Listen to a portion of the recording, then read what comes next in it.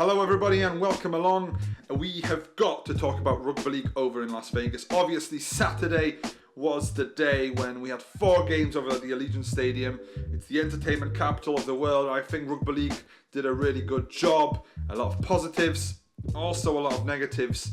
We're going to dive into some of these talking points, so let's get into it. Let's begin obviously with the first one. Empty seats. The first time Rugby League went to Las Vegas, we had 40,000 fans for the NRL doubleheader. 12 months on, we return to Las Vegas. This time we've got 4 games and we attract 45,000 fans to the same stadium. It was a brilliant event, but you could tell there was a lot more empty seats. Even though we had more fans throughout the course of those 4 games, it seemed like we had less when you compare it to the year before. Trouble is, when you have got a double header and you're a fan, you go there and you watch the both games because it's just, you know, it's 2 games, it's manageable. But when you get a ticket, when you go to Las Vegas and you go to the stadium, you watch your team play, and then you might watch one more match and probably that'll be it. Because you're in Las Vegas, you don't want to sit in that stadium for 10 or 12 hours or however long it would take you to watch all these 4 games. So it wasn't a big surprise that throughout the course of the day, it seemed like you could tell there was a lot of empty seats. Whereas 12 months prior, you got a double header. A lot of people, will watch the first game, will watch the second game as well, because it doesn't change too much of their day. It doesn't take a large chunk of their day as 4 games would. So, lessons to learn for Rugby League bosses, NRL chiefs, Super League chiefs when they planned the 2026 event. Not 4 games. 2 was great. 4 way too many. 3 I think will be the magic number, just because you'll want that Super League element in it. Yes, the double header the first time round was great, but I think when we saw, my social media was flooded with videos of Wigan fans just bringing the atmosphere, bringing the noise. They just absolutely loved it. I don't know why, Super League fans, the English, they had a certain spice, a certain flavour to the event. It was brilliant. I thought that Wigan fans were absolutely terrific. No, I'm not saying anything bad about the Warrington fans as well. I'm sure they were terrific as well. It's just, for whatever reason, my social media was flooded with Wigan supporters making a party of it. It was absolutely brilliant. I keep seeing videos and they just brought the noise, brought the party atmosphere, and I think you sometimes just need the English to do that. The English are brilliant at that. If you're following a team, especially football, look at football. British football fans, whenever they go anywhere in the Champions League or Europa League, following their clubs, it's always a great atmosphere. They always bring the party. They know how to make an event, and I think you need a bit of that in 2026. We already know that Super League is going to be part of that Las Vegas event in 2026. It's just a question of who is going to participate. I reckon it'll be something like Leeds Rhinos against St Helens, because you need the top tier clubs. And when I say the top tier, I'm going to sound like an IMG boss here, because you're not only looking at the on-field performance, you need a top club, but you also need a club that's going to bring the fans. No offense, but you wouldn't want Huddersfield Giants, for example, going out there, because how many fans would they realistically bring along? Whereas like Wigan brought loads, Leeds Rhinos I would imagine would bring a lot of fans, St Helens as well. So an interesting one, but I do think that the way to go for 2026 will be to have 3 games, which of course leads us onto our next talking point. We have to look at the women's game and just raise a few questions here. Everybody obviously knows Australia beat England 90 points to 4. Obviously, very, very hard defeat to take. I've got my own opinions on that, but I'll be honest with you, if you're looking at the 2026 Las Vegas event, I don't think women will be included, unless, of course, it will be a state of origin game from the NRLW, you know what I mean, or an NRLW fixture. The Australians going head to head, because I don't think there are considerations whether we should have a World Club Challenge for the women as well.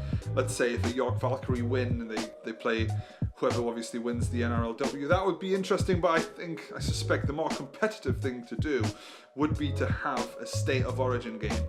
I don't think we'll see a women's international again at this event, because Australia are just so far ahead of the game. I mean, let's be honest, they are full-time professionals. These girls were bigger, stronger, faster, purely because that's what they do. That's their job. They wake up every day and their main ambition, their main goal is to become better rugby league players, and they have everything to their disposal to make that happen. They've got world-class coaching, world-class facilities, world-class everything, and of course you're going to get a world-class team as a result. Whereas the English girls have jobs, they've got careers, they're balancing everything, the training as well. It's very difficult. It's very, very difficult. And the England girls, they're getting a lot of stick online. Just let's calm down and stop being so dramatic. We need to give them a benefit of the doubt. They tried their absolute hardest out there. They've put their lives on hold, literally put their jobs on hold, so they took out holidays from their work so they could go out and try and compete. Yes, a heavy hips, 86 points is a massive difference, massive gulf in quality. But this has just underlined the issues for the English. The only way to catch up is we need professional players, and I think we are a long, long way away from that. Why? Well, it's because where's the money going to come from for that? If the Women's Super League wants to have professional players, we'll have to find revenue, we'll have to find income, we'll have to find the money to do that. And if you look at attendances at the moment, sponsorship deals, we're quite way off that.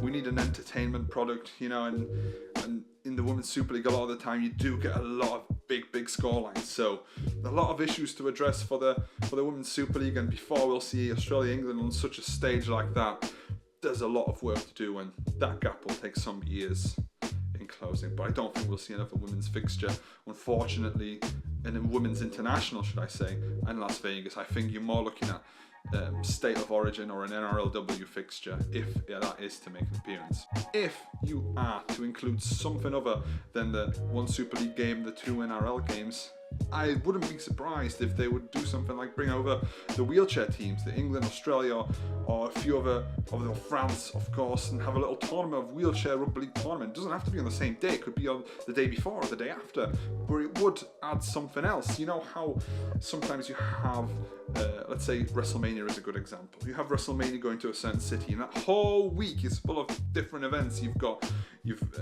different televised events, different companies coming in running their wrestling events. Same with rugby league. We could have the Saturday night could be the big one. You've got the two NRL games, you've got the Super League game, but the day before that you could have, a little Four Nations wheelchair rugby league tournament or something of that nature, or a PDRL tournament, something different. To summarise everything, Rugby League in Las Vegas in 2025, I thought it was good, but I think it could get even better in 2026.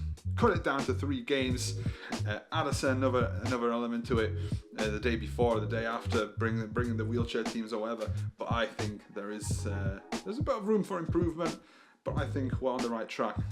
Having Rugby League in Las Vegas is an incredible idea, an incredible project, and I hope this is something that carries on an annual basis for a long, long time to come. The Americans, will they start to love Rugby League? It doesn't really matter. If this event attracted 2 more fans or 5 more fans or 1,000 more American fans, you've got to grow step by step. We've got to be proactive and do something to grow this sport, and this is just a brilliant initiative, and I hope it continues. But 2026 Rugby League in Las Vegas, I think it will be bigger and better than it has been.